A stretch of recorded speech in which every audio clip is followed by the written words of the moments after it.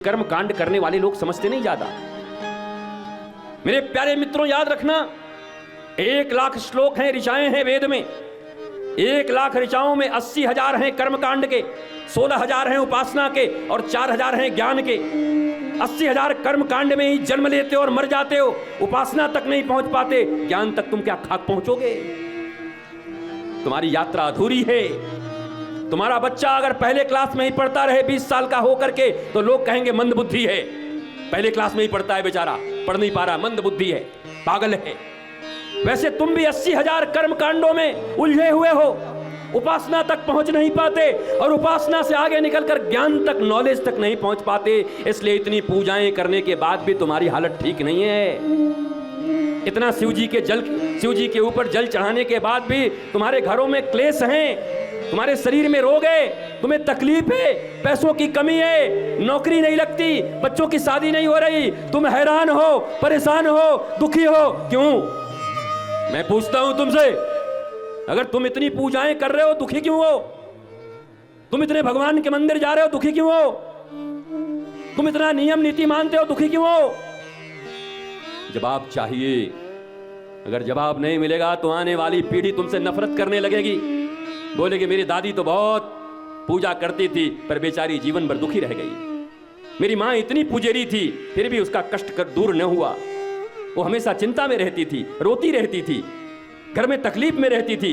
तो आने वाली पीढ़ियों का भगवान के ऊपर से विश्वास खत्म हो जाएगा, आने वाली पीढ़ियों का अध्यात्म से विश्वास खत्म हो जाएगा, आने वाली पीढ़ियों का पूजा से विश्वास उठ जाएगा, आने वाली पीढ़ियों का मंदिरों से विश्वास उठ जाएगा, आने वाली पीढ़ियों का गुरुओं से विश्वास उठ जाएगा।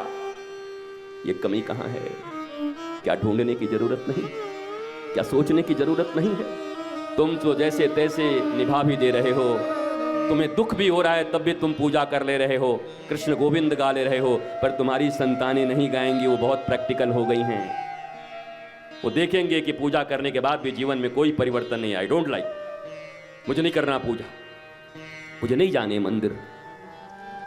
इसलिए कहीं ना कहीं चूका है सत्य का धर्म, कहीं न कहीं असली धर्म चूका है। और धर्म के नाम पर जो चीज सामने आया है वो कहीं न कहीं हमें बरगलाया भी है। अभी 7 दिन है मेरे पास, एक एक सूत्र खोलूंगा, एक एक रहस्य खोलूंगा, एक एक पत्ता गोभी, जैसे बंदा गोभी होता है ना, बंदे गोभी के एक पत्ते को हटा दो, दूसरे को हटा दो, तीसरे को हटा दो, हम सोचते हैं नीचे से कोई फल निकलेगा, अंत में भी पत्ता ही निकलता है। पत्ते पे पत्ता, पत्ते पे पत्ता, पत्ते पे पत्ता, पत्ते पे पत्ता, अंत में कलकत्ता, कुछ निकलता ही नहीं। ऐसी जिंदगी है। हम पत्ते पे पत्ता, पत्ते पे पत्ता, पत्ते पे पत्ता, सत्ते पे सत्ता करते जाते हैं। और एक दिन फिर पता चलता है अचानक, क्या बोला किडनी खराब, फिर क्या बोला ट्रांसप्लांट होगा, फिर क्या बोला ट्रांसप्लांट होने के बाद भी बात नहीं बनी, बोला फिर क्या हुआ, अब जाने का समय आ गया। अरे मैंने तो कुछ किया ही नहीं, मैं तो बहुत कुछ सोचता था, ये करूंगा वो करूंगा, जिंदगी दुखी रह गई, मुझे जाने का समय आ गया। हाँ, जाने का समय आ गया, क्योंकि यमराज बता करके नहीं आएगा तुम्हें, यमराज तुमसे टाइम लेकर के नहीं आएगा, वो तुमसे अपॉइंटमेंट नहीं लेगा कि आपके पास समय है क्या, मैं मंगलवार को आना चाहता था आपको ले जाने के लिए। अरे दूल्हा बन के घोड़ी पे बैठा था, वहीं से उठा के ले गया मेरा यमराज। आजकल देखो पार्टियों में लोग नाच रहे हैं, नाचते नाचते गिर जा रहे हैं। और तो और सोचो, चल रही थी रामलीला, कहीं चल रही थी, हनुमान जी का रोल करते करते हार्ट अटैक आ गया, चले गए। बताओ क्या है ये? समय नहीं मिलेगा, एक पल का खबर नहीं है अगले पल क्या होगा, और तुम इतने दुखी हो।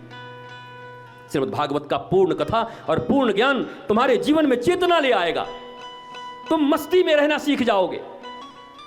और मैं नागपुर वासियों तुम्हें इस बात की गारंटी देता हूं कि 7वें दिन तुम यहां से हंसते हुए और मुस्कुराते हुए उठोगे, तुम्हारे जिंदगी के सारे दर्द मिटे हुए होंगे। अगर तुमने ठीक से सुन लिया, तुमने वो छोटी छोटी जो ब्रीफ्स में दे रहा हूं, छोटी छोटी जो सूत्र होंगे, उन सूत्रों को तुम्हें देता जाऊंगा और तुम्हें याद भी कराता जाऊंगा, छोड़ूंगा नहीं, पक्का टीचर हूं मैं।